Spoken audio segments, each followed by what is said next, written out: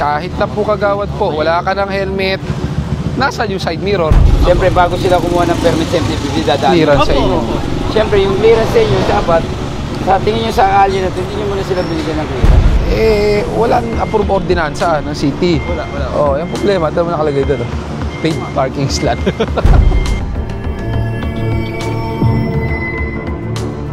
Hi everyone!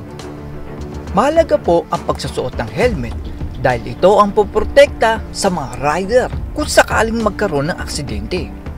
Yan po ang dahilan kaya hinuhuli ni Sir Gabriel Go at MMDA ang mga motorista na walang helmet.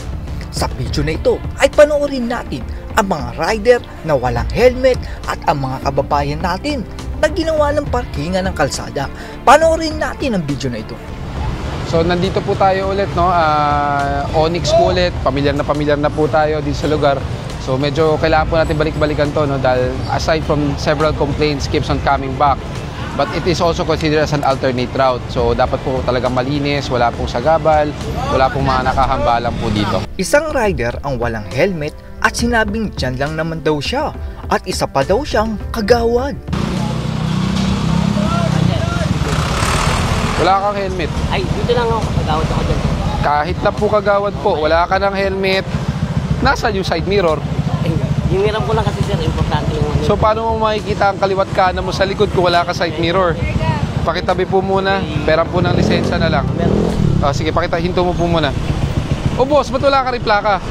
Meron po yun, dito eh. Nasaan po? Lang kasi sir.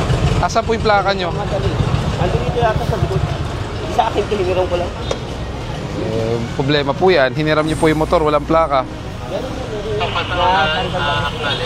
Paano po natanggal?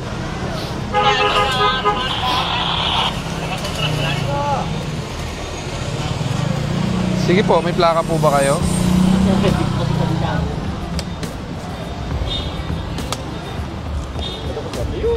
Oh, may plaka ka naman pala. Kapit natin, kuya.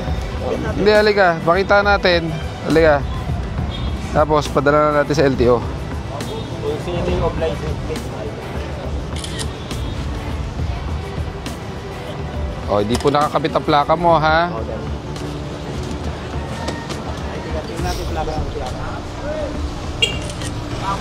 Anong plaka yun, boss? Nakapicture yan. Oo. Yun ba talaga plaka niyan? Opo, sir.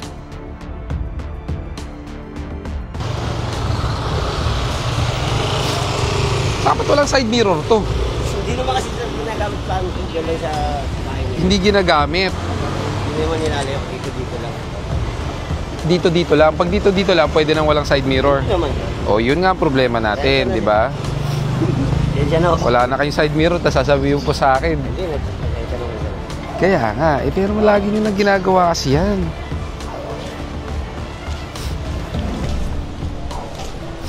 Andyan, yung lisensya. Kinuha mo ulit. Binigyan yung sir. Hindi, binibigay ko sa kanya.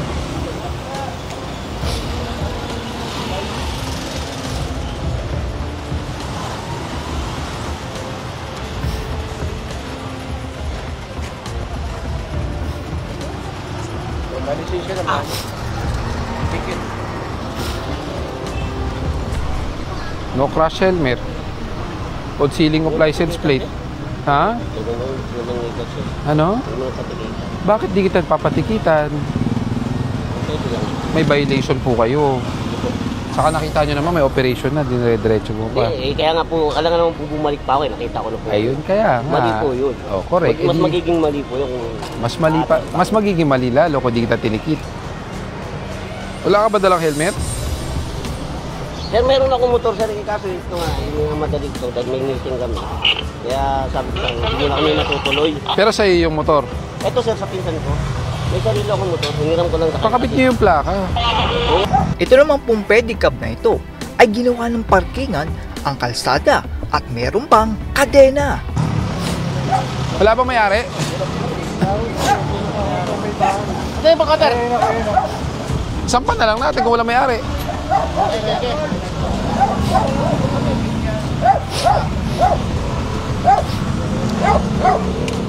Wala po bang may-ari? Tao po. Wala. Oh, sige.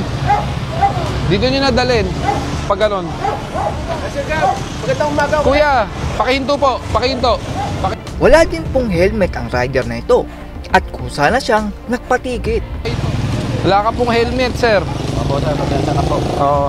Peram na lang po ng lisensya, ha? Patikip na lang po. Oo. Wala ka bang dala? Helmet? Wala po Wala rin dito. Wala po. Ay. Helmet po. May helmet dyan. Opo, sa loob. Oo, susutin mo, ha? Opo. Ang pickup naman na ito ay sinakop ng bangketa. Palibasa ay nasa tapat ng bahay nila. Sino ba may dala ng mga tow truck? Ba't ba ang bilis? Ang dami yung nilalagpasan.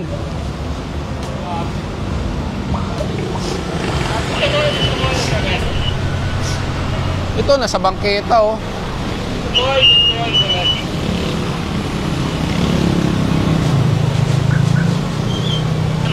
Ito namang rider na ito ay wala ding helmet, pati ang kanyang angkas ay wala rin. Opo, pero nagmaneho kayo sa pampublikong kalsada, dapat naka-helmet. Opo, wala pong problema na mali. Ang problema po, wala kay helmet. Ang batas po natin, dapat may helmet. Diba? Wala namang exemption. May lisensya po ba kayo? Pera po muna, ha? May plaka ka naman. Wala pa kay helmet dyan? Opo, pasensya na, ha? Naku po. Dami namang walang helmet dito. Panopyo. Walang. Matindi naman ang motor na ito dahil 3 ang sakay ng motor.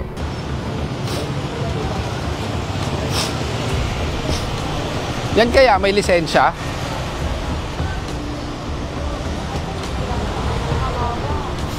Tatlo.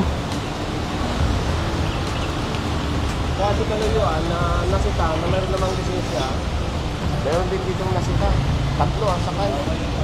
Mga bata. Meron din mga lisensya.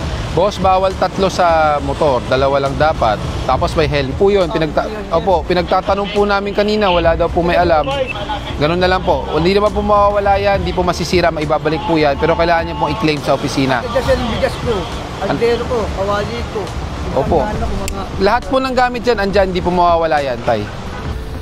Ang sasakyan naman na ito ay may nakasulat na paid parking slot pero wala namang ordinansa na pinapayagan sila. Paano nangyari? Asan yung MTPB? Ha? Hindi.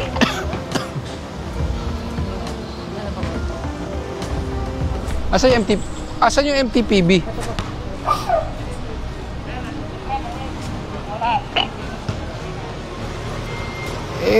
Walang approved ordinansa ng city. Wala. Oh, yung problema, ito naman nakalagay doon. Paid parking slot.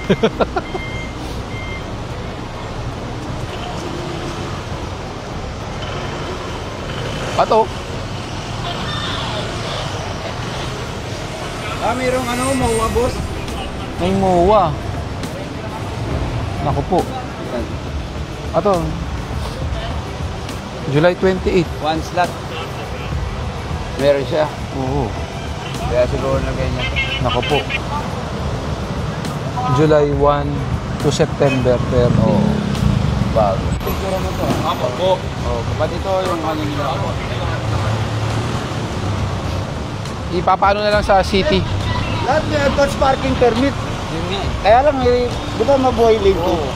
Ang bahay po na may-ari ng sasakyan ay nasa looban pero sa kalsada sila nakapark. Lahat meron na. Kaya nga. Pero ang bahay looban, tapos nasa labas ang parking. Malabo. Wait lang ah.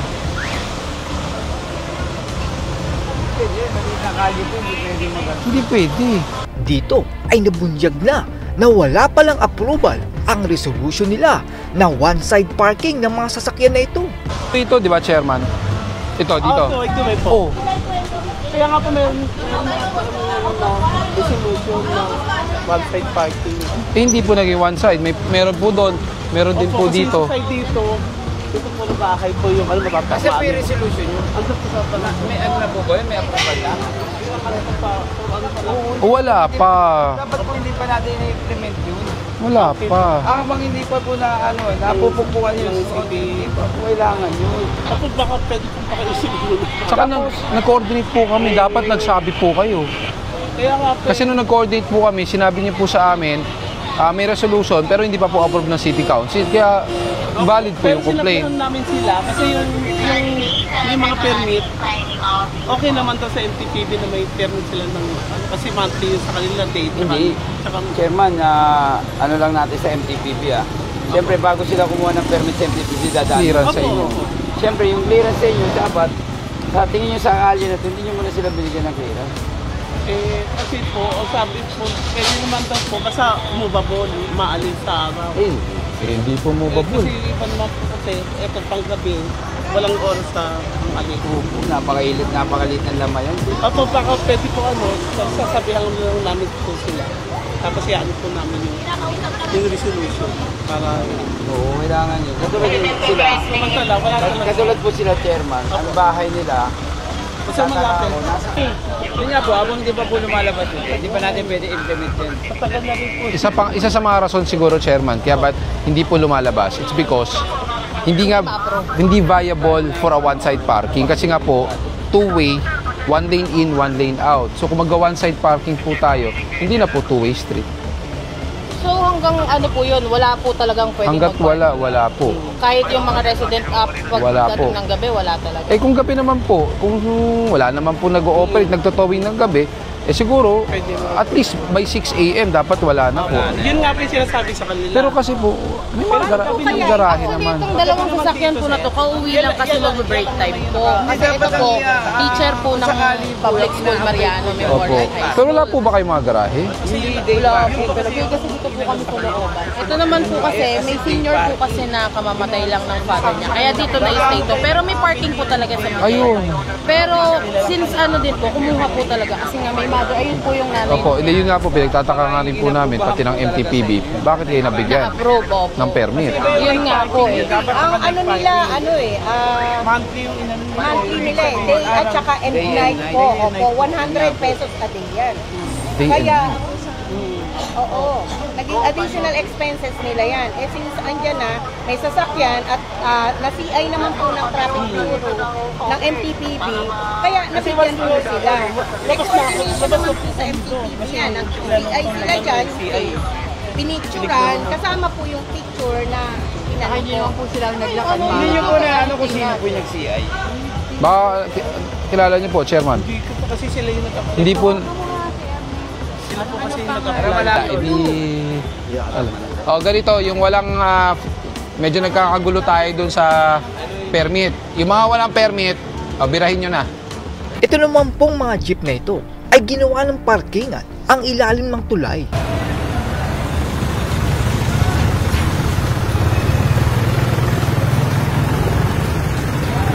Pakinggan natin kay Sir Gabriel Go ang batas kung bakit bawal parkingan ang ilalim ng tulay. So ano na po kayo, no? Almost 12:30 ng tanghali. So dito naman po tayo sa ilalim ng Nagtahan Bridge. This is actually a previous complaint area na kung saan binalikan na po natin ito dahil nga po after the operation, apparently bumalik pa rin po yung mga pumaparada. So siguro mga ilang operation pa po matututo rin po yung mga naging illegal parking dito. Unang-una, RA 4136 na naman po, balikan natin, no? Ang ilalim po ng tulay or footbridges or in the diameter of the footbridges, bawal po paradahan. Unang-una, makikita natin bangketa po ito. Pangalawa, ang ilalim po ng mga tulay, napakadelikado po ito, no? Kung paparadahan ng sasakyan, maaari po magkaroon po ng aberya, worst comes to worst. Ito ang isa sa mga sasakyan na ginawang parkingan ang ilalim ng tulay.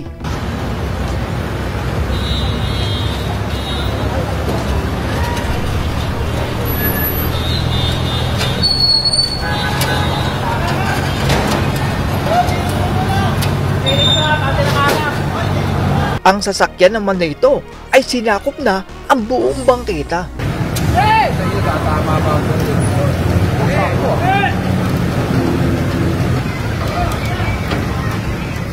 Sa ating pong mga rider ay ang ginagawang panghuhuli po sa inyo ni Sir Gabriel Go ay upang iligtas po kayo sa nakaabang aksidente na hindi natin alam kung kailan.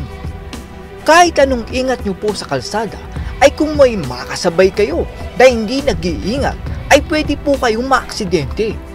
Ang masama po niyan ay kung wala po kayong suot na helmet at tumama ang inyong ulo ay jackpot na po agad kayo.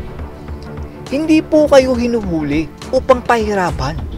Ang ginagawa po ni Sir Gabriel Go ay pinuprotektahan ang buhay nyo sa aksidente na pwedeng mangyari. Sa video po na katulad nito ay isang paalala na kapag nasa kalsada kayo ay dapat pasuot po kayo ng helmet. Ang panghuhuli ni Sir Gabriel Go sa mga walang helmet ay upang masigurado niya na ang mga rider ay uuwi ng ligtas at buhay sa kani-kanilang mga pamilya. Para naman po sa mga kababayan natin na ginawa ng parkingan ng kalsada ay nagawa nyo pong makabili ng kotse. Siguro naman po ay may kakayanan din kayong makapagpagawa ng garahe. Ang hirap po kasi sa atin ay bibili tayo ng kotse tapos ang garahe nyo ay ang tapat ng inyong bahay. Ang kalsada po ay daanan para sa lahat at hindi garahe ng inyong kotse. Ang tingin ko ay dapat magkaroon na ng batas sa ating bansa na kung walang approval galing sa barangay na may garahe ang bibili ng kotse ay hindi dapat makapag-loan o makabili ng kotse. Sa bansa po kasi natin ay mababa ang down payment ng mga sasakyan. Kaya kahit walang parkingan ay bumibili ang ating mga kababayan. Ang masama po kasi nito ay baka dumating ang araw na maging krisis na ang kawalan ng kalsada. Ito ay dahil ginagawa ng paradahan ang kalsada na dapat ay daanan. That's all everyone. Salamat sa inyong panonood. This is Jack and you're watching Biker Drone.